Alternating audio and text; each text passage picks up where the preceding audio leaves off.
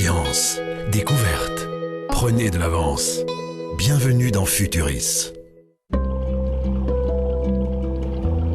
Le thon rouge est une espèce menacée. Son prix, qui peut atteindre 30 000 € pour un poisson de 200 kg, entraîne la surpêche. Direction Carthagène, au sud de l'Espagne. Là, les scientifiques cherchent à élever le thon en captivité. C'est la raison pour laquelle, chaque nuit de juillet, ils prennent un bateau pour aller pêcher les œufs de thon dans 2 cages où se trouvent une soixantaine de poissons.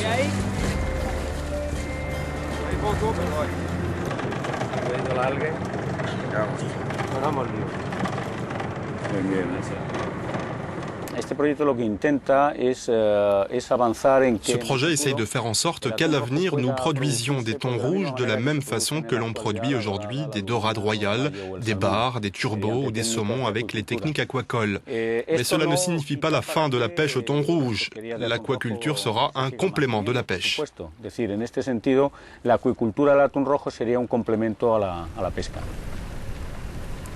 Malte, dans la ville de Marsaxlokk, le jour commence très tôt pour Robert. Il travaille aussi pour le projet de recherche de l'Union européenne qui s'intitule SelfDot. Chaque matin du mois de juillet, il fait le tour des cages de thon pour ramasser des œufs. Mais il est moins chanceux que ses collègues. L'an dernier, il n'a rien ramassé, ce qui l'a amené à faire quelques changements.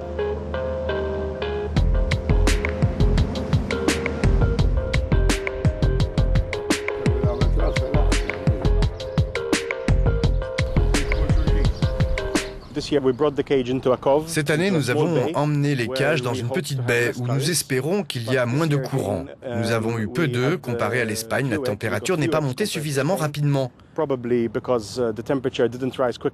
Cette année a été une année assez froide pour la température de l'eau et pendant ce que nous pensons être la meilleure période pour les œufs de thon en captivité, il a fait froid.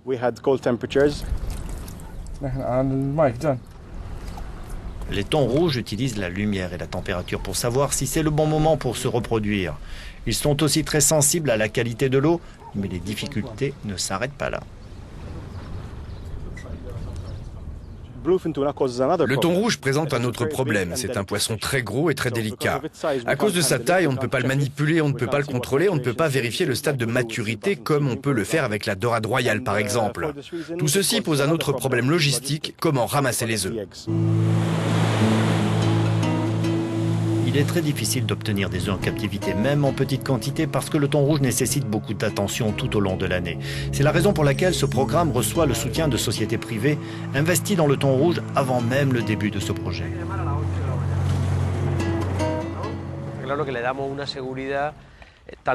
Nous assurons aux chercheurs que les poissons sont en parfaite condition.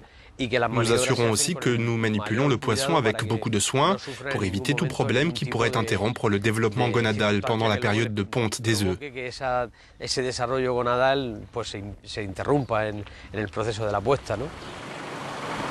Certains de ces œufs restent en Espagne, d'autres vont en France, en Grèce ou en Israël.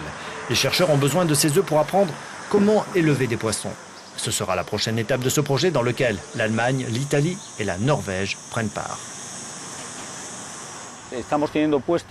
Nous avons des couveuses dans nos bâtiments à Malte, moins cependant qu'ici à Carthagène, mais nous pouvons dire que la reproduction du thon rouge en captivité a été obtenue.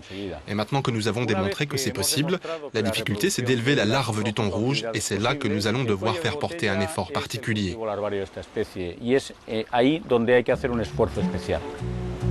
Le défi, c'est la survie de la larve. L'an dernier, les scientifiques ont réussi à en garder certaines en vie pendant plus de 70 jours.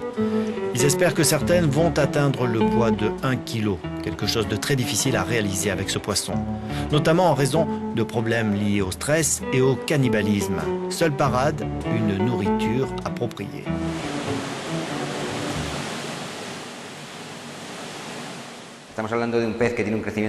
La croissance du thon rouge est très rapide, ses besoins nutritifs sont très élevés, cela nécessite beaucoup d'énergie, beaucoup plus que les autres espèces que nous élevons.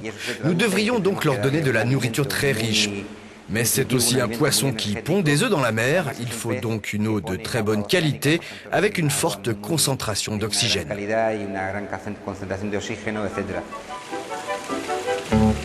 Mais l'expérience que ces chercheurs ont obtenue avec d'autres poissons leur garantit le succès avec le thon rouge. Une de ces espèces est la bonite à d'oreiller.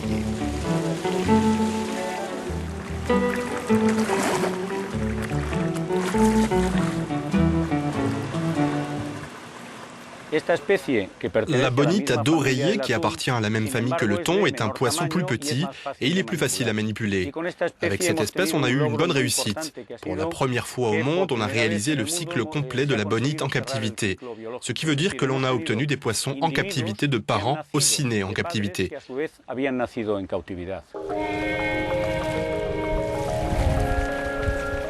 C'est un succès que l'équipe de Robert a aussi obtenu à Malte avec les cérioles, un poisson dont la chair est appréciée. Ces précédentes expériences ouvrent la voie à l'élevage du thon rouge.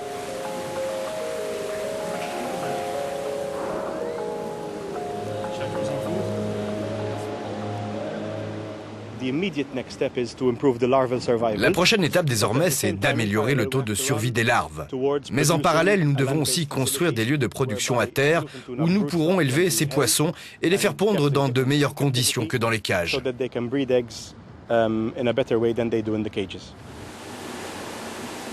Ces fermes de thon rouge ressembleront à ce que l'on peut voir à Malte pour l'élevage de la cériole. Ici, on peut contrôler la luminosité, la température de l'eau, pour obtenir un poisson dans les meilleures conditions de reproduction.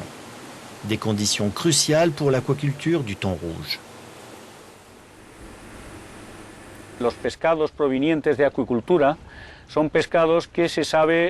Nous connaissons les origines du poisson d'aquaculture. Nous savons ce que nous mangeons, c'est la traçabilité. Nous savons tout d'un poisson d'élevage. Un poisson d'élevage qui présente une qualité standard et de cette façon, le consommateur sait parfaitement ce qu'il achète.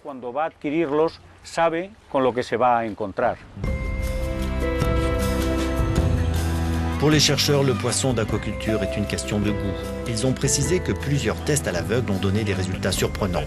La moitié des gens préféraient le poisson d'élevage et l'autre moitié des poissons pêchés en mer. Une bonne nouvelle puisque la seule façon de fournir au marché tout le thon rouge dont il a besoin passe par l'aquaculture, à l'instar du saumon ou des fruits de mer.